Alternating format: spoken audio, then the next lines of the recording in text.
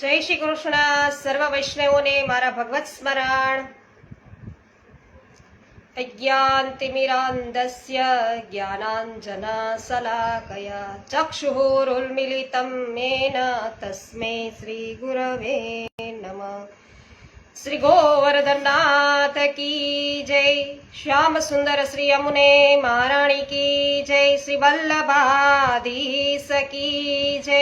શ્રી गोसाईजी परम दयाल की जय.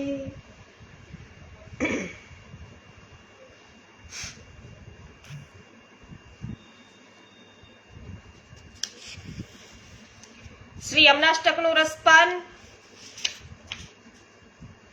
અને આજે આપણે જોવાના છીએ વૈષ્ણવો શ્રી યમનાષ્ટક વિવૃત્તિ. પવનભાઈ સખિયા, સર્વપ્રથમ વૈષ્ણવ ઉપસ્થિત થઈ ચુક્યા છો, આપનું હાર્દિક સ્વાગત છે. મારા જય શ્રી કૃષ્ણ. પ્રભુદાસભાઈ સોલંકી, જય શ્રી કૃષ્ણ, સ્વાગત છે તમારું પણ. શ્રી યમનાષ્ટક વિવૃત્તિ અને મંગલાચરણ જોઈએ તો 7 દિવસના શ્રી યમના ગુણગાન સંકીર્તન મનોરથ પછી આજથી શ્રી ઠકુરાણી ઘાટે શ્રી યમનાષ્ટક અધ્યયન, તો શ્રી યમનાષ્ટકનું અધ્યયન શિબિર છે એમનો પ્રારંભ થઈ રહ્યો છે. અને આજે ત્યાં શાળાના વર્ગખંડનું વાતાવરણ છે એ બની ગયું છે. અને શાળામાં પહેલા જેવા મળતા ઘોડીવાળા 2 કાળા પાટિયા છે એ મૂકવામાં આવ્યા હતા, એટલે કે બ્લેક બોર્ડ મૂકવામાં આવ્યા હતા. અને સૌ વૈષ્ણવો નોટબુક, પેન વગેરે લેખન સાહિત્ય લઈ અને 2 ભાગમાં હારબંધ બેસી ગયા હતા. આ રીતે ગ્રંથ શીખવાનો પ્રયોગ તેમના માટે નવો હતો. તો બધા શ્રી યમનાષ્ટક ગ્રંથ શીખવા માટે એકત્રિત થયા ઠકુરાણી ઘાટ પર. અનિલાબેન સોલંકી, તમારું પણ સ્વાગત છે. કૃષ્ણાબેન સુદાણી, સ્વાગત છે. વિનોદભાઈ ગજ્જર, સ્વાગત છે. તો દિનેશભાઈની સાથે સૌ મંગલાચરણના 5 શ્લોક બોલ્યા. પછી દિનેશભાઈએ શરૂઆત કરી કે પ્રિય વૈષ્ણવો, ભગવદ ગુણાનુવાદ માટે ભગવદ વાર્તાની શૈલી જુદી છે, પણ તે શૈલીથી ગ્રંથ ન સમજાય. તેમાંય આપણા જેવાને સંસ્કૃત છે એનું પણ જ્ઞાન ન હોય અથવા ઓછું હોય ત્યારે કથા શૈલી ન ચાલે. કથાનું શ્રવણ થાય પણ શિક્ષા તો ગ્રહણ કરવી પડે. શિક્ષણ મેળવવા એકલા કાનનો ઉપયોગ પૂરતો નથી. ખાલી કાન દ્વારા છે એ આપણે શિક્ષા ન મેળવી શકીએ. કાન સાથે આંખો જોઈએ, જીભ, હાથ, મગજ બધાને કામે લગાડવા પડે. અને તેમાં પણ ચિત્તની એકાગ્રતા થાય ત્યારે શિક્ષા છે એ ગ્રહણ થાય છે. લલિતાબેન અકબરી, મીનાબેન પંચાલ, ગીતાબેન કરસનભાઈ, તરુણાબેન, રેખાબેન ઠક્કર, આપ સર્વ વૈષ્ણવોનું સ્વાગત છે યમનાષ્ટકના રસપાનમાં. માટે આજથી આપણે શ્રી યમનાષ્ટક શીખીશું. આપણે શ્રી યમનાજી વિશે જે જ્ઞાન મેળવ્યું છે તે આમાં ઘણું ઉપયોગી થશે. હું પણ તમને પ્રશ્નો પૂછીશ અને તમારે પણ ન સમજાય ત્યારે મને પૂછવાનું. સામાન્ય રીતે વર્ગમાં શીખવનાર એક શિક્ષક હોય, પણ અહીં આપણને આ ગ્રંથ શીખવવાની જે વાત છે એ શીખવવા માટે 7 આચાર્યો અને એક વિદ્વાન મહાનુભાવ બિરાજમાન છે. અમારી નવી શિક્ષણ પદ્ધતિ પ્રમાણે અમે ટીમ ટીચિંગ આને કહેવાય એ પ્રકારે કરીએ છીએ. તો શિક્ષક છે એ શીખવે છે, તે પહેલા તે પણ શીખતો હોય છે. એટલે મને એવો ભાવ જાગે છે કે અહીં શ્રી મહાપ્રભુજી બિરાજી અને શ્રી યમનાષ્ટક પોતાના બાળકોને શીખવે છે. અને એ બાળકો શીખ્યા પછી શ્રી મહાપ્રભુજી સમક્ષ પોતે સમજ્યા એની રજૂઆત કરી રહ્યા છે.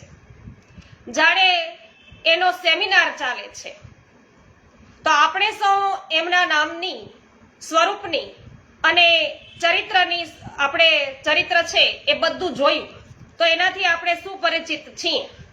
અને તેમના હસ્તમાં તેમણે રચેલી શ્રી યમનાષ્ટકની ટીકાના પાન છે તો આપણે પહેલા દિવસે એમની ટીકાનું નામ છે એ સાંભળેલું, યાદ છે બધાને? રમેશભાઈ રામોલિયા, સ્વાગત છે તમારું પણ.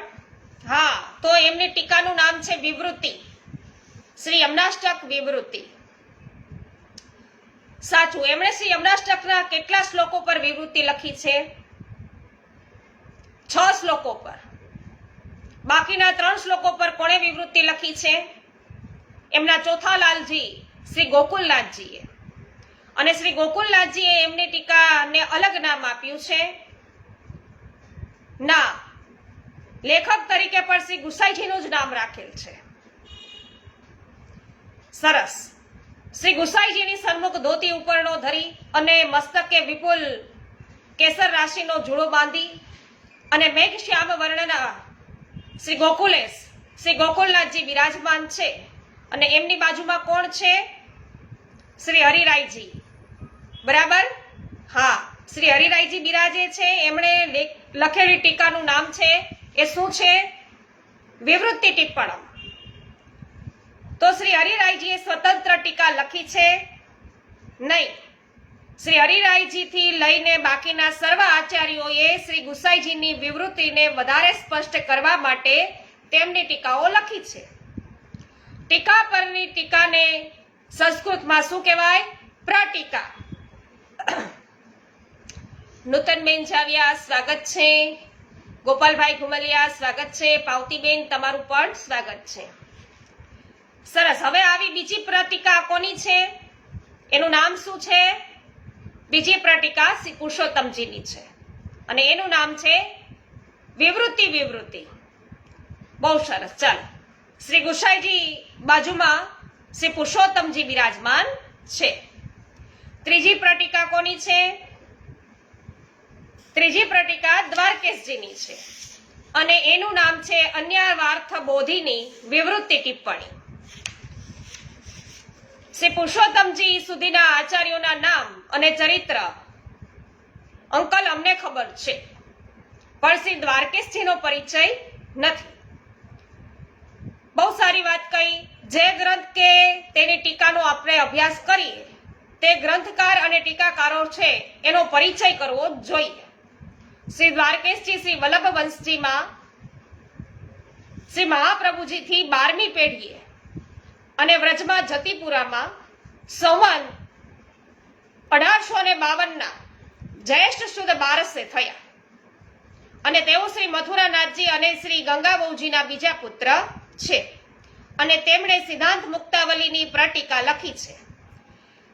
જેમ કે શ્રી નવનીત પ્રિય અષ્ટોત્તર સત નામાની, શ્રી ગિરધર અષ્ટોત્તર નામાની, શ્રી ગિરિરાજ નામાવલી, શ્રી શ્રીનાથજી નામ નિરૂપણમ, શ્રી ગિરધર નામ સ્ત્રોતમ, શ્રી ગોવર્ધનાષ્ટકમ વગેરે.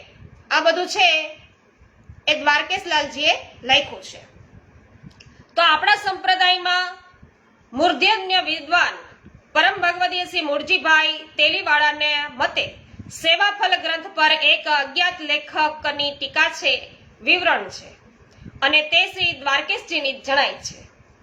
શ્રી પુરુષોત્તમજી તેમનાથી 125 વર્ષ મોટા છે. આ સિવાય અન્ય પ્રટીકાઓ છે. હા, શ્રી પુરુષોત્તમજીના સમકાલીન પણ તેમનાથી વયમાં થોડા મોટા એવા શ્રી બાલકૃષ્ણ ભટ્ટ થયા. તેઓ લાલુ ભટ્ટના નામે વધુ જાણીતા છે અને તેઓ શ્રી વલ્લભ વંશમાં દોહિત્ર એટલે કે ભાણેજ થાય અને તેમણે પ્રમેય રત્ના વર્ણ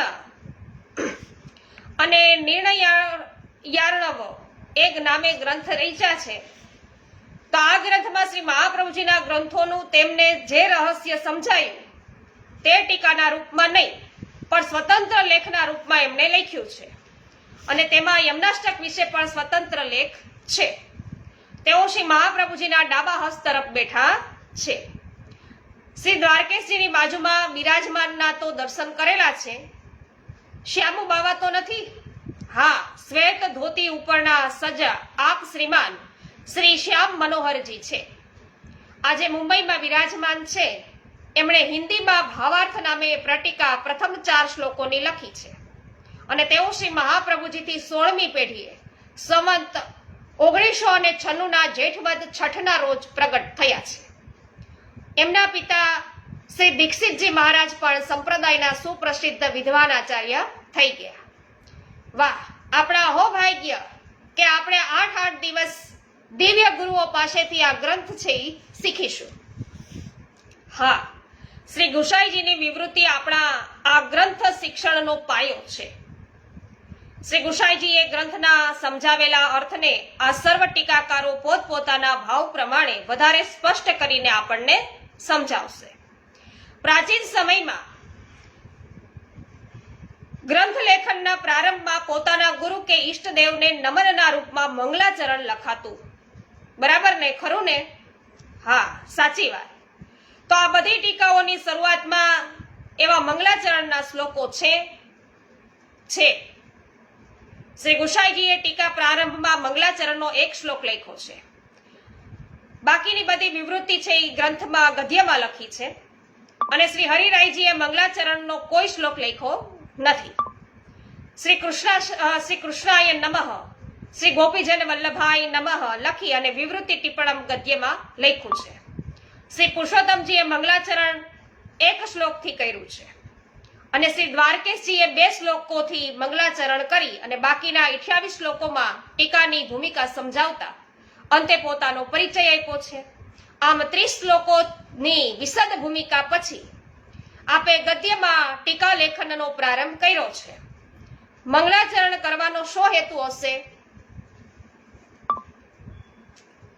સૂર્યકાંતભાઈ રામાની, કોરાટ મગનભાઈ, મનીષાબેન અઘેરા, લાલજીભાઈ પટેલ, મનીષભાઈ કે વઘાસિયા, હેમાબેન ગુજરાતી અને લવજીભાઈ, આપ સર્વ વૈષ્ણવોનું સ્વાગત છે. મહેન્દ્રભાઈ ટીકોરાટ, આપનું પણ સ્વાગત છે. તો મંગલાચરણ કરવાનો હેતુ શું હશે? તો 3 ટીકાકારોએ પોતાનો મત છે રજૂ કર્યો છે. સાંભળો. શ્રી પુરુષોત્તમજી આજ્ઞા કરે છે, શ્રી અમનાષ્ટક વિવૃત્તિ વિરચયસ્યતે. તો શ્રી અમનાષ્ટક પર ટીકા લખવા માટે શક્તિ મળે, ટીકાનું લેખન છે નિર્વિઘ્ન સફળ થાય તે માટે શ્રી ગુસાઈજી શ્રી મહાપ્રભુજીને પ્રાર્થના કરે છે. અને શ્રી હરિરાયજીએ પણ આ રીતે આજ્ઞા કરી છે સર્વપ્રથમ કે પોતાને આ ટીકા રચવાની શક્તિ પ્રાપ્ત થાય તે માટે તેઓ શ્રી મહાપ્રભુજીની કૃપા માંગે છે. શ્રી દ્વારકેશજીનો પણ આ જ મત છે. તત કૃપામ પ્રાર્થયંતી, શ્રી મહાપ્રભુજીની કૃપા પામવા જ પ્રાર્થના કરી છે. આમ 3 ટીકાકારોએ મંગલાચરણનો સમાન હેતુ જ છે એ બતાવ્યો છે.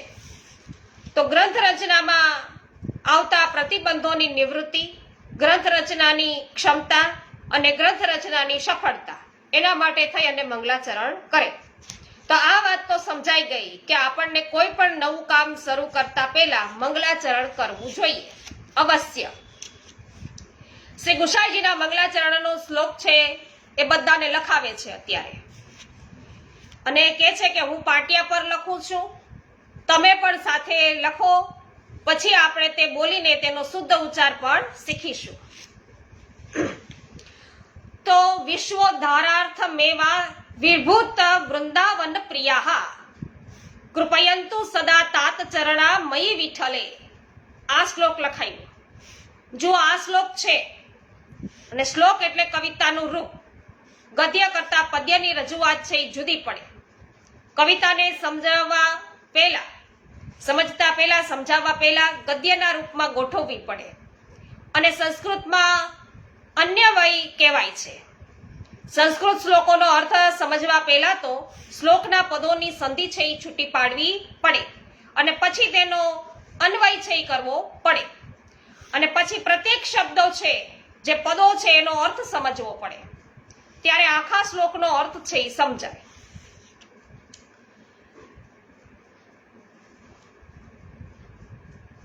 તો વિશ્વ ઉદ્ધાર અર્થમ એવ આવિર્ભૂત વૃંદાવન પ્રિયાઃ કૃપયંતુ સદા તાત ચરણાઃ મયી વિઠ્ઠલે. હવે આપણે આ પ્રત્યેક પદના ગુજરાતી અર્થ છે એ નોંધી લઈએ. તો વિશ્વ ઉદ્ધાર અર્થમ એટલે કે વિશ્વના ઓધાર માટે, એવમ એટલે કે એ જ આવિર્ભૂત એટલે પ્રગટ થયેલા, વૃંદાવન પ્રિયા એટલે કે જેમને વૃંદાવન પ્રિય છે એવા, તાત ચરણા મારા પિતાશ્રી, મયી વિઠ્ઠલે કે મારા વિઠ્ઠલ ઉપર સદા હંમેશા કૃપયંતુ કૃપા કરો. હવે આખા શ્લોકનો અર્થ સમજાઈ ગયો ને? ચિંતન બોલ, શું કહેવા માંગે? તો કે વિશ્વના ઉદ્ધાર માટે જ પ્રગટ થયેલા અને જેને વૃંદાવન પ્રિય છે એવા મારા પિતાશ્રી મહાપ્રભુજી મારા વિઠ્ઠલ મારા ઉપર છે એ હંમેશા કૃપા કરો. તો હવે આ શ્લોક વિશે ટીકાકારોની રજૂઆત છે એ આપણે સમજીશું. પ્રત્યેક પદ લઈ અને સૌના અલગ અલગ મત આપણે જોઈશું અને પછી તેનો સમગ્ર અર્થ છે એ આપણે તારવીશું. શ્રી ગુસાઈજીએ આ શ્લોકમાં શ્રી મહાપ્રભુજી માટે 3 છે એ પદાવલીઓ યોજી છે.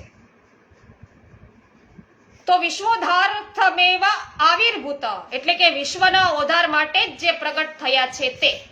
પછી શું કીધું કે વૃંદાવન પ્રિયા, તો કે વૃંદાવન જેમને પ્રિય છે તે, અને તાત ચરણા એટલે કે મારા પિતાશ્રી. તો આ 3 પદાવલીઓનું રહસ્ય આપણે વારાફરતી સમજીએ. તો વિશ્વોદ્ધારાર્થમેવ આવિર્ભૂત એટલે શું કે છે કે પદાવલીમાં શું કીધું કે વિશ્વ શબ્દ છે. તો વિશ્વ શબ્દની વ્યુત્પત્તિ છે એ સંસ્કૃતમાં આ પ્રકારે છે: વિષયંતી લઈ સમયે ભગવતી ઇતિ વિશ્વ, અર્થાત પ્રલય સમયે જે કંઈ ભગવાનમાં લય પામે છે તે વિશ્વ. પ્રલય સમયે જે કંઈ ભગવાનમાં લય પામે છે તે વિશ્વ. આપણે જાણીએ છીએ કે જગતમાં બધા જડ ચેતન નામરૂપો પદાર્થો પ્રાણીઓ બ્રહ્મ ભગવાનમાંથી પ્રગટ થયા છે અને પ્રલય સમયે તેમાં જ લય પામે છે. આવા જગત માટે વિશ્વ શબ્દ વપરાય છે. આમ વિશ્વ શબ્દ વિશાળ અર્થમાં વપરાતું સર્વવાચક પદ છે અને વિશ્વ શબ્દનો આ અર્થ લઈએ તો શ્રી મહાપ્રભુજી આખા જગતના ઉદ્ધાર માટે પ્રગટ થયા છે એવો અર્થ થાય.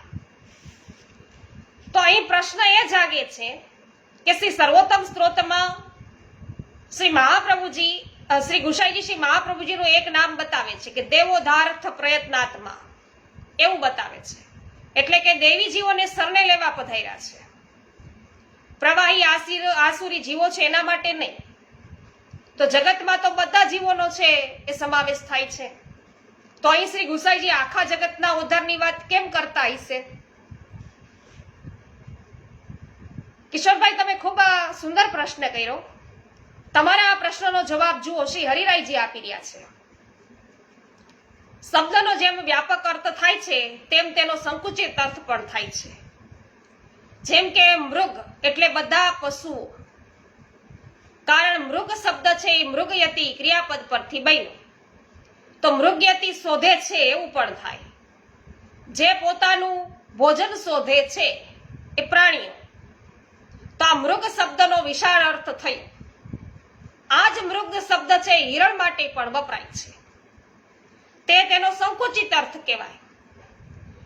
તો આને ભાષામાં શબ્દ અર્થ સંકોચની પ્રક્રિયા કહે છે. આ પ્રક્રિયા સમજાવવા માટે શ્રી હરિરાયજીએ બીજું ઉદાહરણ પણ આપ્યું કે સર્વ બ્રાહ્મણાહ ભોજયિત્વાહ, અર્થાત બધા બ્રાહ્મણોને ભોજન કરાવવું. અહીં સર્વનો અર્થ જમાડનારની શક્તિ પ્રમાણે બધા બ્રાહ્મણોને ભોજન કરાવવું. અહીં સર્વનો અર્થ એ લેવો. તો વિશાળ અને સંકુચિત પણ થાય.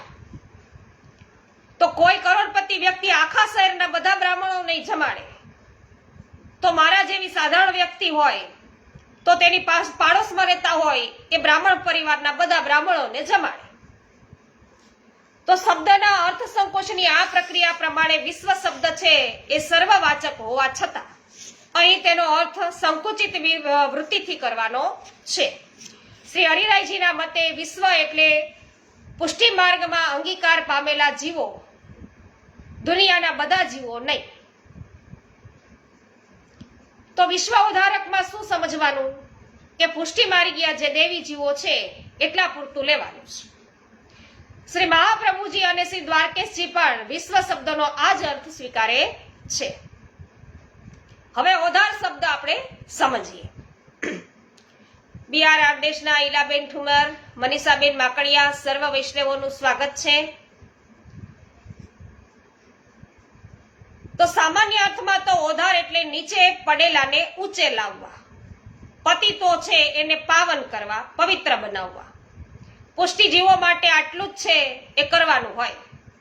તો એ માટે શ્રી મહાપ્રભુજીને પ્રગટ થવાની જરૂર નહોતી. જે ઓધાર અન્ય કોઈથી ન થઈ શકે તે માટે શ્રી મહાપ્રભુજીનું પ્રાગટ્ય છે. પુષ્ટિજીવોનો ઓધાર શાનાથી થાય? આનો જવાબ છે એ શ્રી હરિરાયજી આપે છે. ઓધારઃ અત્ર ભગવદાસક્તિ સંપાદેન પ્રપંચાત પૃથ્થકરણમ. તો એમાં શું કીધું કે પુષ્ટિજીવોને પ્રભુના ચરણ શરણમાં સોંપી પ્રપંચ એટલે કે અહંતા મમતા વાળા સંસારમાંથી છોડાવી અને પ્રભુમાં તેની આસક્તિ કરાવવી અને તે દ્વારા તે જીવને સર્વાત્મ ભાવનું પ્રભુના સાક્ષાત સ્વરૂપાનંદના અનુભવનું દાન કરાવવું. શ્રી દ્વારકેશજી આ જ વાત પોતાના શબ્દમાં વધારે સરળ રીતે પોતે બતાવે છે. શું કહે છે શ્રી પુરુષોત્તમજી કે શ્રી મહાપ્રભુજીના વચનોનું પ્રમાણ છે તેઓ આપીને સમજાવે છે કે સુબોધિની અને નિબંધના વચનોથી શ્રી મહાપ્રભુજીના પ્રાગટ્યનું પ્રયોજન આપોઆપ સમજાય છે. ટૂંકમાં ત્રણેય ટીકાકારો આ પદાવલીનો એક જ અર્થ કરે છે કે શ્રી મહાપ્રભુજી પુષ્ટિ દેવી જીવોને અહંતા મમતા રૂપી જે આ સંસાર છે એમાંથી બ્રહ્મ સંબંધ દ્વારા છોડાવી ભગવત સેવા દ્વારા તેમની પ્રભુમાં આસક્તિ કરાવી અને તેમને આ જન્મમાં આ દેહે જ પ્રભુના સાક્ષાત સ્વરૂપાનંદનો અનુભવ કરાવવા માટે પ્રગટ થયા છે. તો આનો અર્થ તો એ થયો કે જેમ ડોક્ટર છે એ દર્દીનો રોગ મટાડવા માટે ભારે ઉદ્યમશીલ હોય તેમ દર્દીએ પણ ડોક્ટરના પ્રયત્નોમાં સહકાર આપવો પડે. તો ડોક્ટર છે ખાંડ ખાવાની મનાઈ કરે, પછી રોગ મટાડવા માટે ઇન્સ્યુલિનના ઇન્જેક્શન આપવા પડે. તો આપતા હોય એમાં પણ દર્દી છે ઇન્જેક્શન તો આપે છે, ખાંડ ખાવાની ના પડી, પણ દર્દી માને નહીં, ખાંડ ખાધા કરે તો બંધ જ ન કરે તો ડોક્ટરની ટ્રીટમેન્ટ છે એની અસર થાય ખરા? ન થાય ને. તો આમાં વાંક ડોક્ટરનો નથી, વાંક દર્દીનો છે. તેમ શ્રી મહાપ્રભુજી છે એ સંસારમાં ભટકતા અને સ્વભાવથી દુષ્ટ બનેલા આપણા માટે આટલા બધા ઉદ્યમશીલ હોય ત્યારે આપણે બ્રહ્મ સંબંધ લઈ અને પછી ચૂપચાપ બેસી રહીએ તે ન ચાલે. આપણે પણ શ્રી મહાપ્રભુજીની આજ્ઞા છે એનું પાલન કરી અને તેમને સહકાર આપવો જોઈએ. અર્થાત બ્રહ્મ સંબંધ લઈ અને આપણા માથે બિરાજતા શ્રી ઠાકોરજી છે એ પધરાવી તેમની પ્રેમપૂર્વક તનુ વિદ્યા સેવા કરતા તેમના પ્રસાદથી જીવન છે એ જીવવું જોઈએ. તો જ છે એ પ્રભુમાં આસક્તિ થતા તેમના સ્વરૂપાનંદનો અનુભવ થાય. સાચું કહ્યું કે નહીં મેં વૈષ્ણવો? અહીંયા જે ભગવદ વાર્તા કરનાર દિનેશભાઈ છે એ સમજાવી રહ્યા છે, બરાબર કહી રહ્યા છે કે નથી કહી રહ્યા? જય હો વિનોદભાઈ. તો સ્મિતાબેને પૂછ્યું કે તદ્દન સાચું. જો અહીંયા સ્મિતાબેને જવાબ આપ્યો છે કે તદ્દન સાચું છે. શ્રી મહાપ્રભુજીએ તો આટલા પ્રયત્ન કર્યા છે અને એને આજ્ઞા કરી છે, તો એ આજ્ઞાનું પાલન આપણે કરવું કે ન કરવું એ આપણે જોવાનું છે. શ્રી મહાપ્રભુજીના પૃથ્વી પરના પ્રાગટ્યનું આ જ મુખ્ય પ્રયોજન છે. માયાવાદનું ખંડન છે. માયાવાદ ખંડન, બ્રહ્મવાદ સ્થાપન, કર્મ માર્ગ પ્રવર્તન આદિ પ્રયોજનો તો આનુષંગિક છે એમ સૂચવવા માટે અહીં એવ શબ્દ વપરાયો. તો વિશ્વોદ્ધારાર્થમ એવા આવિર્ભૂત પદાવલીનો અર્થ થયો દૈવી પુષ્ટિજીવોને બ્રહ્મ સંબંધ કરાવી તે દ્વારા તેમની અહંતા મમતામાંથી તેમને છોડાવી ભગવત સેવા દ્વારા તેમનામાં છે ભગવદ આસક્તિ જગાવવી અને તેમને ભગવત સ્વરૂપાનંદનો અનુભવ કરાવવાના એકમાત્ર હેતુથી જ શ્રી મહાપ્રભુજી પ્રગટ થયા છે. તો બીજા બધા હેતુઓ આ હેતુઓના આનુષંગિક છે. આથી શ્રી હરિરાયજી ગાઈ રહ્યા છે કે સાંગાની આપનું સ્વાગત છે. શું ગાઈ રહ્યા છે કે રતિપથ પ્રગટ કરન કો પ્રગટે કરુણા નિધિ શ્રી વલ્લભ ભૂતલ હુલસે સકલ દેવી જન કે મન સાધન બિન હમ પાવેંગે ફલ માયા મત કો તિમિર નસાયો पंथ दिखायो वेद बचन बल यह मार्ग जो दृढ़ तिनको हरि मेलत मुख में पत्र कुसुम जल सिंचत बचन सुधारक सेवक चिंतन बचन सुधाकर सेवक मार्ग रिपु दाहे बचनानल सेवा रस सागर प्रकटायो वदन अनल ते अतिशय शीतल उपजत ताप छिनक सानिध्य में देत बिहर आनंद रस केवल देखो संत विचार चारु चित श्री गोकुलपति है यह निश्चल दे चरणों दक दोष निवारे दे चरणों दक दोष निवारे ચરણ રજ આપી અને જે દોષો થયા છે જીવના એ નિવારી આપે છે. સુધે કીએ કાલ કલી કે ખલ રસિક ભજત નિત્ય શ્રી વલ્લભ પદ તે બડભાગી સદા મન નિર્બલ. તો શ્રી દ્વારકેશજી આ પદનું જે પદાવલી છે એનું એક બીજું સુંદર રહસ્ય છે એ પ્રગટ કરે છે. શ્રીમદાચાર્ય શ્રી યમુના શ્રી ગોવર્ધન ધરણા સ્વરૂપે કસ્ય બોધમ કૃવર્તન અર્થાત આ પદાવલી છે શ્રી મહાપ્રભુજી શ્રી યમુનાજી અને શ્રીનાથજી એ ત્રણેય સ્વરૂપો મૂળભૂત રીતે એક જ સ્વરૂપ છે એમ સમજાવે છે. આ એક ખાસ સમજી લેવાનું છે કે શ્રી મહાપ્રભુજી શ્રી યમુનાજી શ્રીનાથજી બધા એક જ સ્વરૂપો છે, મૂળભૂત એક જ સ્વરૂપ છે એવું સમજાવે છે. એ કઈ રીતે? એનો જવાબ શ્રી હરિરાયજી આપે છે કે આ પુષ્ટિ પ્રભુ, આ શ્રી પુષ્ટિ પ્રભુ શ્રી યમુનાજી અને શ્રી મહાપ્રભુજીનો સમાન ધર્મ છે. ભગવાને વ્રજવાસીઓ માટે પ્રાગટ્ય લઈ પોતાના પ્રત્યક્ષ સ્વરૂપથી તેમનો ઉદ્ધાર કર્યો. શ્રી યમુનાજીએ કુમારિકાઓ આદિનો પ્રભુ સાથે સંબંધ સંપાદિત કરાવી અને પછી તેમનો ઉદ્ધાર કર્યો. અને શ્રી મહાપ્રભુજીએ પણ બ્રહ્મ સંબંધ કરાવી આમ અનેક જીવોનો ઉદ્ધાર કર્યો. સમજાઈ ગયું? ઠાકોરજી પોતે પ્રગટ છે, વ્રજવાસીઓ માટે પોતે પ્રગટ થયા છે અને પ્રત્યક્ષ પોતાના સ્વરૂપથી એમનો ઉદ્ધાર કર્યો. તો શ્રી યમુનાજીએ કુમારિકાઓ આદિનો બધા જે જીવો છે એનો પ્રભુ સાથે સંબંધ છે એ સંપાદિત કરાવી આપી અને ઉદ્ધાર કર્યો. અને શ્રી મહાપ્રભુજીએ પણ છે બ્રહ્મ સંબંધ દ્વારા છે એ જીવનો છે બ્રહ્મ સાથે ભગવાન સાથે સંબંધ કરાવી આપી અને જીવોનો ઉદ્ધાર કર્યો. શ્રી ઠાકોરજી અને શ્રી યમુનાજીએ લીલા સૃષ્ટિના જીવોનો પોતાના પ્રત્યક્ષ સ્વરૂપથી ઉદ્ધાર કર્યો. તો શ્રી મહાપ્રભુજીએ પૃથ્વી પર વિખૂટા પડેલા જીવો છે એનો પ્રભુની પરોક્ષ સ્થિતિમાં ઉદ્ધાર કર્યો. તો પ્રભુની હાજરી નથી ત્યારે યમુનાજી પણ છે એ બધા જ જીવોનો આ પ્રકારે છે એ મહાપ્રભુજી છે બ્રહ્મ સંબંધ દ્વારા બધા જીવોનો અંગીકાર છે પ્રભુ સાથે કરાવે છે. તો ભગવાને વ્રજ ભક્તોને વિરહનું દાન કરી અને તેમની ભાવ છે વૃદ્ધિ કરી. શ્રી મહાપ્રભુજી દેવી જીવોને બ્રહ્મ સંબંધ દ્વારા તાપ કલેશનું દાન કરી અને તેમની ભાવ વૃદ્ધિ કરી.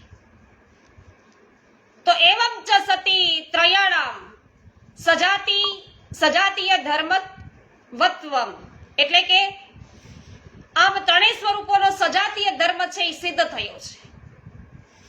સજાતીય ધર્મ એટલે શું? સમાન એક સરખો ધર્મ. શ્રી ગુસાઈજી આ વાત છે એ બતાવી આપણો વિશ્વાસ દ્રઢ કરે છે કે જ્યારે આપણે આપણી પાસે શ્રી ઠાકોરજી અને શ્રી યમુનાજી સાક્ષાત પ્રત્યક્ષ નથી બિરાજતા ત્યારે તેમના જ સ્ત્રી ભાવાત્મક અલૌકિક સ્વરૂપ એવા શ્રી મહાપ્રભુજી ભૂતલ પરના જેવી જીવો છે એમનો ઉદ્ધાર કરવા એ સ્વરૂપો જેટલા જ સક્ષમ છે, માટે તેઓ વિશ્વધારાર થાય એવા આવિર્ભૂત છે. વળી તેમની કાનીરૂપ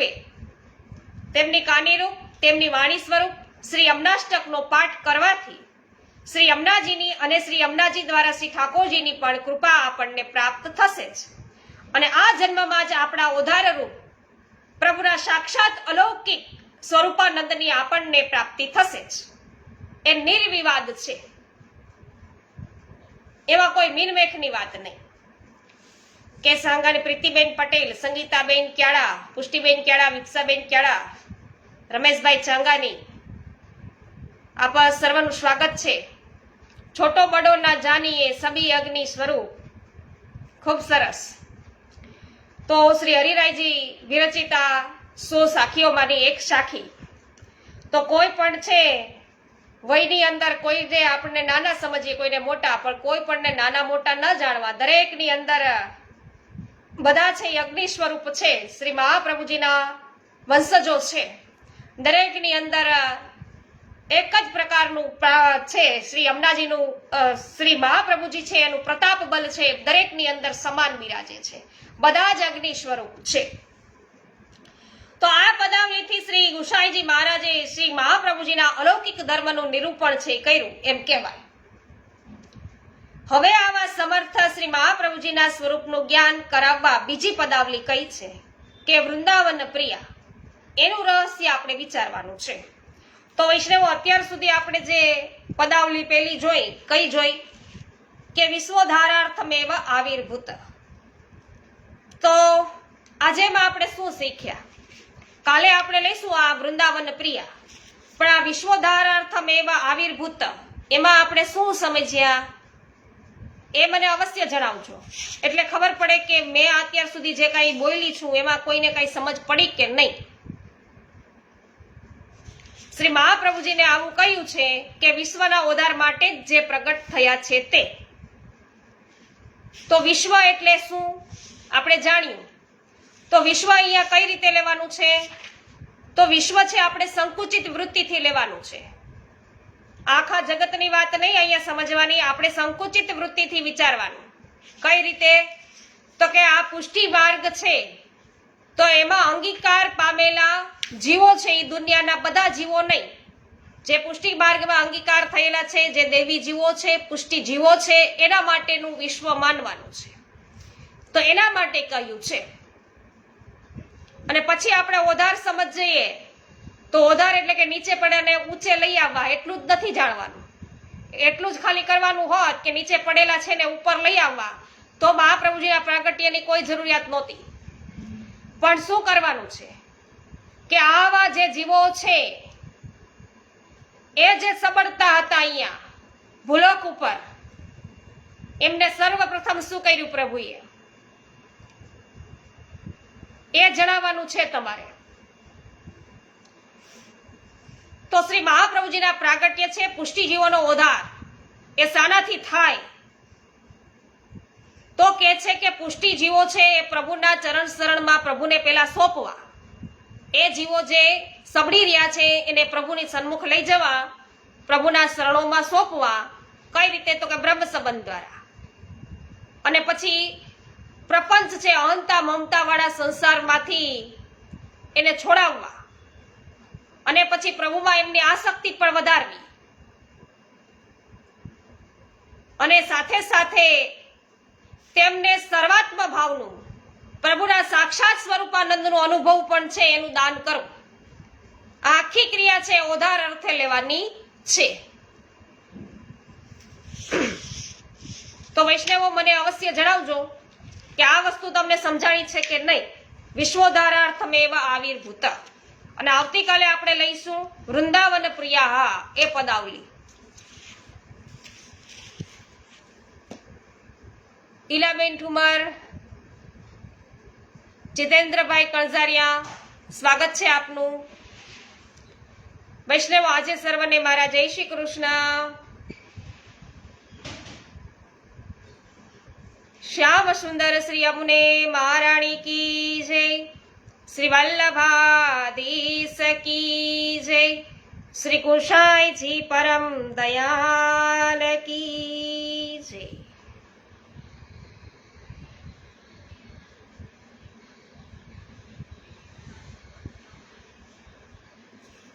હર્ષિદાબેન જોશી, હર્ષભાઈ, રસિકભાઈ ચીખલિયા, સર્વને મારા જય શ્રી કૃષ્ણ.